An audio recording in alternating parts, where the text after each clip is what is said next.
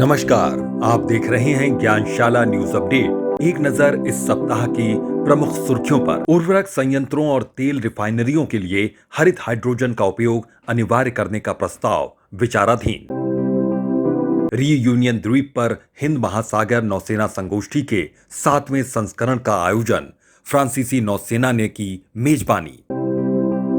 वरिष्ठ पत्रकार पी साईनाथ को जापान के प्रतिष्ठित फुकुओका ग्रैंड पुरस्कार से किया गया सम्मानित। भारत के पहले स्वदेशी ड्रोन डिफेंस डोम का विकास इंद्रजाल दिया गया नाम। ग्लोबल साइबर सिक्योरिटी इंडेक्स में भारत को 10वीं रैंक। पुष्कर सिंह धामी बने उत्तराखंड के 11वें मुख्यमंत्री।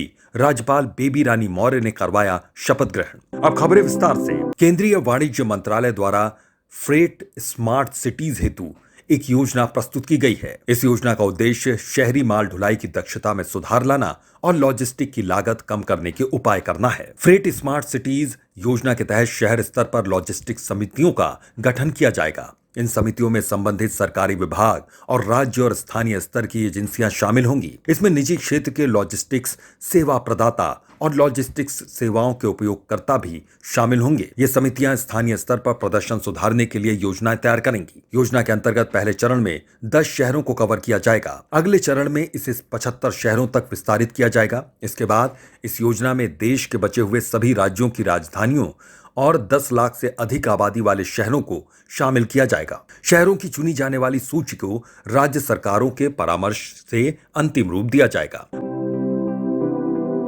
भारत समेत 130 देश वैश्विक न्यूनतम कॉरपोरेट कर अपनाने पर राजी हो गए हैं। पेरिस स्थित आर्थिक सहयोग और विकास संगठन द्वारा घोषित इस समझौते के 2 हिस्से हैं।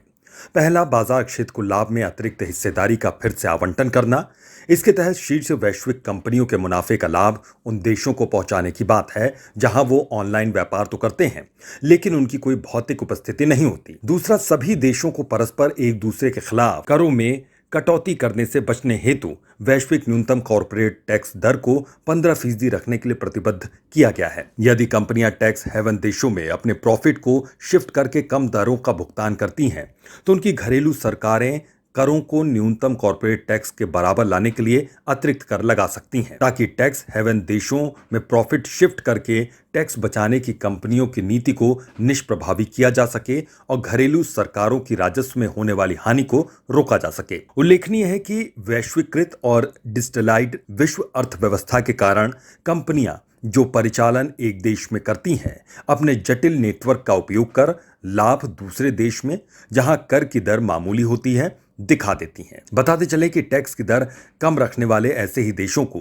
टैक्स हेवन देश कहते हैं। इसके अलावा देश अपने यहां वैश्विक कंपनियों को आकर्षित करने के लिए कर की दर कम रखना चाहते हैं।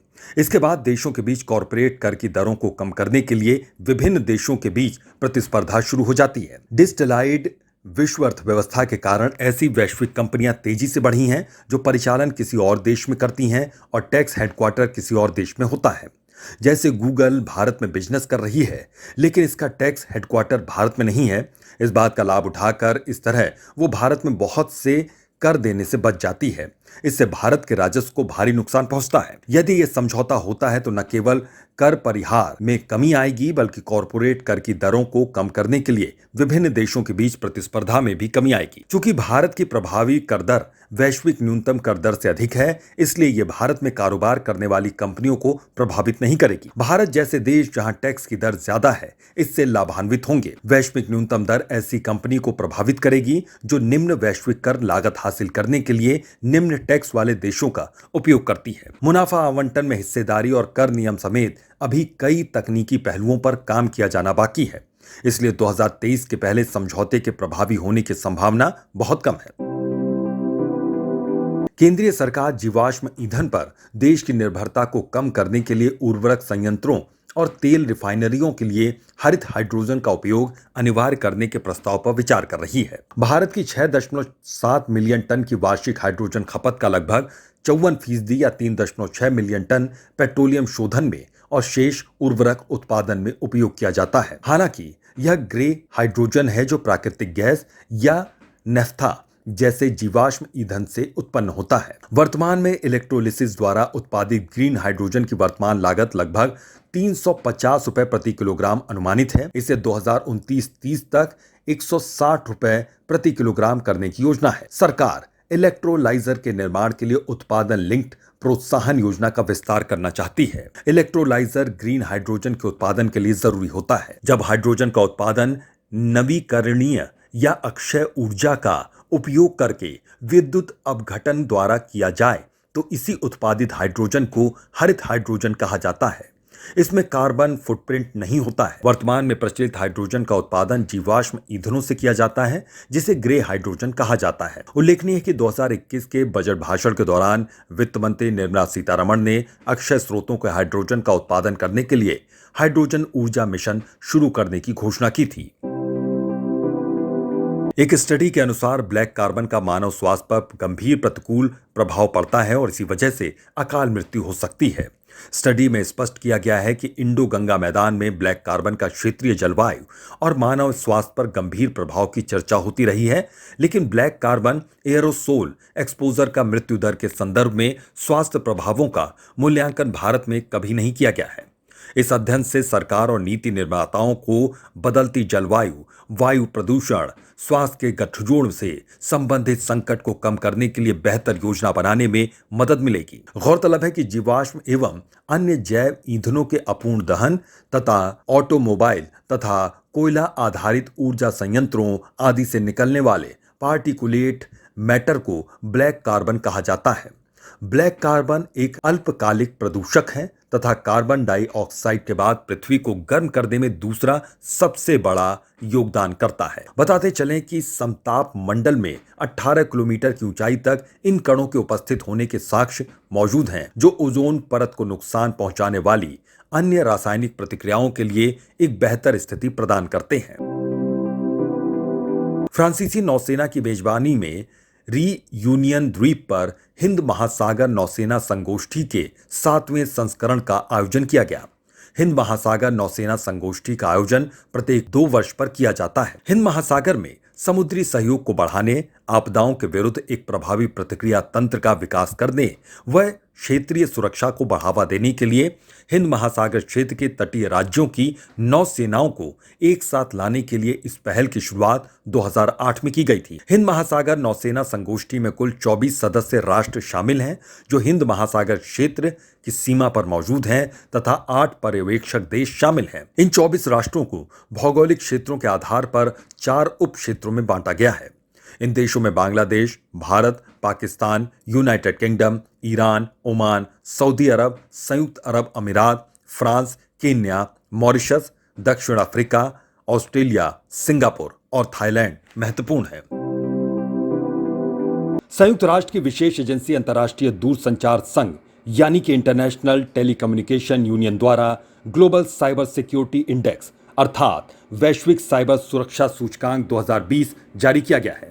वैश्विक साइबर सुरक्षा सूचकांक से पता चलता है कि वैश्विक स्तर पर साइबर सुरक्षा के प्रति देशों की प्रतिबद्धता क्या है। वैश्विक साइबर सुरक्षा सूचकांक 2020 सूचकांक में संयुक्त राज्य अमेरिका को शीर्ष स्थान प्राप्त हुआ है। दूसरे रैंक पर संयुक्त रूप से ब्रिटेन और सऊदी अरब देश हैं। इस सूचकांक में भारत को 97.49 स्कोर के साथ 10वां रैंक प्राप्त हुआ। वर्ष 2018 में भारत को 47वां रैंक मिला था। एशिया प्रशांत क्षेत्र के देशों के बीच भारत को 4था स्थान हासिल हुआ है। एशिया प्रशांत क्षेत्र के देशों के बीच रिपब्लिक ऑफ कोरिया और सिंगापुर संयुक्त रूप से पहले स्थान पर हैं। दोनों का स्कोर 98.52 है। भारत ने पिछले कुछ वर्षों में साइबर सुरक्षा के लिए कई कार्य किए हैं। भारत अपनी पहली साइबर सुरक्षा रणनीति पर कार्य कर रहा है। एक ऑनलाइन साइबर अपराध रिपोर्टिंग पोर्टल को शुरू किया गया है। इस पोर्टल पर कोई भी चाइल्ड पोर्नोग्राफी, बाल यौन शोषण सामग्री, यौन प्रदर्शन करने वाली सामग्री से संबंधित शिकायतों को रिपोर्ट कर सकता है। कंप्यूटर आपातकालीन प्रतिक्रिया दल, राष्ट्रीय महत्वपूर्ण सूचना संरक्षण केंद्र और भारतीय साइबर अपराध समन्वय केंद्र को स्थापित किया गया है। भारत के वरिष्ठ पत्रकार पी साईनाथ को जापान के प्रतिष्ठित फुकुओका ग्रैंड पुरस्कार 2021 से सम्मानित किए जाने की घोषणा की गई है। पी साईनाथ के साथ 2 अन्य लोगों को भी फुकुओका पुरस्कार दिया जाएगा। साईनाथ को फुकुओका का पुरस्कार ग्रैंड प्राइज प्रदान किया जाएगा, जबकि जापान के प्रो किशिमोतो मियो को एकेडमिक पुरस्कार और थाईलैंड के फिल्म निर्माता प्रबदा यून को कला और संस्कृति पुरस्कार दिया जाएगा। फुकुओका सिटी इंटरनेशनल फाउंडेशन द्वारा स्थापित जापान का यह पुरस्कार एशियाई संस्कृति के संरक्षण में अहम योगदान देने वाले व्यक्तियों और संगठनों को दिया जाता है। इसका उद्देश्य एशियाई संस्कृतियों के बारे में जागरूकता बढ़ाना और एशियाई लोगों के बीच आदान प्रदान तथा आपसी समझ को विकसित करते हुए एक व्यापक ढांचा तैयार करना है। यह पुरस्कार 3 श्रेणियों ग्रैंड प्राइज, एकेडमिक प्राइज और आर्ट एंड कल्चर प्राइज में प्रदान किया जाता है। उल्लेखनीय है कि पी साईनाथ का जन्म चेन्नई में हुआ था और वह द हिंदू अखबार के संपादक एवं राजनीतिक पत्रिका ब्लिट्स के उप संपादक के रूप में कार्य कर चुके हैं। पी साईनाथ को पहले ही कई प्रतिष्ठित पुरस्कारों से सम्मानित किया जा चुका है, जिसमें amnesty international global human rights journalism पुरस्कार और रेमन मैग्सेसे अवार्ड जैसे पुरस्कार भी शामिल हैं। इंद्रजाल भारत का पहला स्वदेशी ड्रोन डिफेंस डोम है, जिसका डिजाइन और विकास ग्रेने रोबोटिक्स ने किया है। ग्रेने रोबोटिक्स हैदराबाद में स्थित एक तकनीकी अनुसंधान एवं विकास फर्म है। यह ड्रोन डिफेंस 1000 से 2000 स्क्वायर किलोमीटर तक मौजूद खतरों को स्वतः नाकाम करता है। कनाडा और संयुक्त राज्य अमेरिका के कुछ हिस्से हीट डोम की वजह से भीषण गर्म लहरों का सामना कर रहे हैं। किसी गुंबद की कल्पना कीजिए। ऐसी ही गुंबदनुमा आकृति में वायुमंडल द्वारा गर्म समुद्री हवा को कैद कर लेने की घटना हीट डोम कहलाती है। अमेरिका और कनाडा में हीट डोम की स्थिति प्रायः ला नीना आने वाले वर्ष में बनती है। इस वर्ष समुद्री सतह तेजी से गर्म होती है और गर्म हवा ऊपर की ओर उठने लगती है। जून महीने के दौरान जेट स्ट्रीम उत्तर की शिफ्ट हो चुकी होती है। यही जेट स्ट्रीम ऊपर की तरफ उठने वाली हवा को पुनः नीचे की तरफ धकेल देती है और गर्म हवा एक गुंबदनुमा स्ट्रक्चर में फंस जाती है। इसकी वजह से विस्तृत क्षेत्र प्रचंड गर्मी उत्पन्न होती है। हीट डोम की घटना में अत्यधिक गर्मी जनित स्थितियों के कारण होने वाली मौतों में अचानक वृद्धि होती है। इससे सूखा पड़ने की संभावना होती है। ठंडक बनाए रखने के लिए ऊर्जा मांग में वृद्धि होती है और पृथ्वी की सतह पर सूर्य विकिरण अधिक मात्रा में पहुंचता है।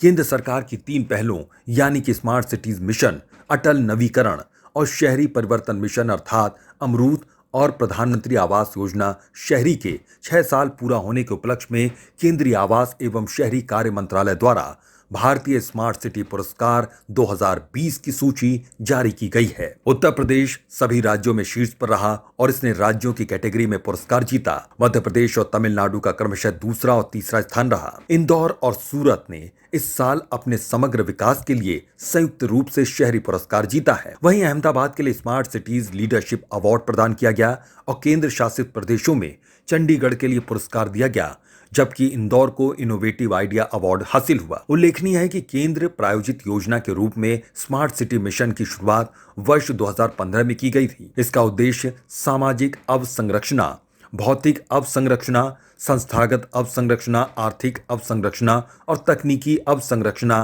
का तीव्र और समुचित विकास तथा एकीकरण एवं लोगों के मनोवृत्ति में बदलाव लाकर शहरों को स्मार्ट शहरों में बदलना है।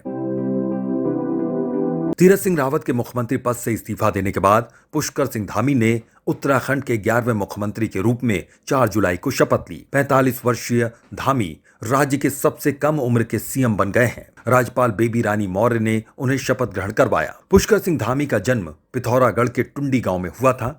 उन्होंने लखनऊ विश्वविद्यालय से ग्रेजुएशन किया है। ग्रेजुएशन के बाद उन्होंने ह्यूमन रिसोर्स मैनेजमेंट और इंडस्ट्रियल रिलेशंस में मास्टर डिग्री भी हासिल की है। इन्हीं खबरों के साथ आज की अपडेट समाप्त होती है। नमस्कार।